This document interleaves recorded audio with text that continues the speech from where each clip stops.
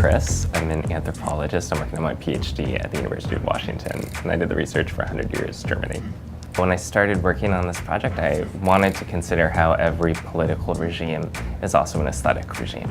So we think of politics as the domain of economics and policy, but it's also the domain of images and the kinds of images that circulate.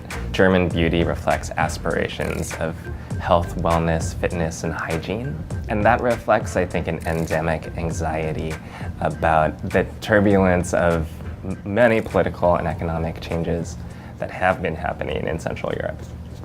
The 1910s, we're still in this Art Nouveau moment.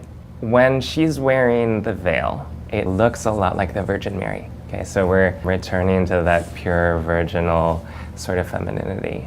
In the mid to late 20s, Berlin is sort of this cultural epicenter, and for a moment it is this like bright, shining light where cabaret is the center of the world.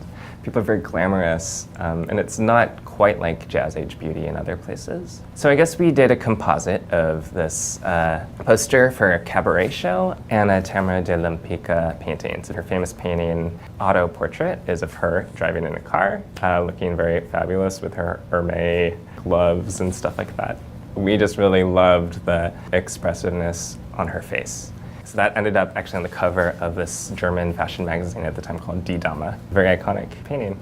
I have a magnet of it, actually, at home. So.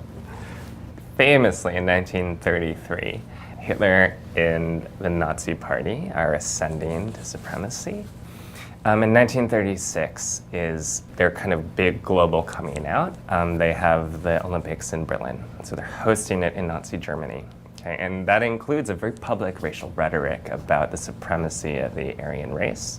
So Hitler hires Leni Riefenstahl. She's recruited to film propaganda using all of the athletes, the German athletes, for their musculature, their athletic prowess, et cetera, et cetera.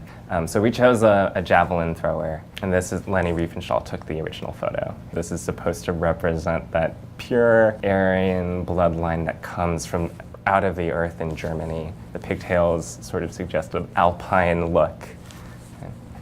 Hitler and Germany are waging a massive campaign in Europe and Africa. And this is the moment we will all come to call World War II. War is, of course, an aesthetic experience. In Vichy, France, the subsequent puppet state, there were a number of French fashion houses, very famous ones that we still see on the street today, that actually collaborated with the Nazis. So they helped make uniforms and garments, they processed raw materials, and a lot of the wives of the German officers, who were particularly high rank, had access to all of a sudden these very high-end consumer goods coming out of Paris. There is a sense of glamour in very small segments of the German military population. This picture kind of reminds me of the kind of elegance that only a few had access to. Okay, we remember here at home in the United States that when men went off to go fight in World War II, women had to take a lot of the occupational tasks that were now left vacant. So we also see that in Germany.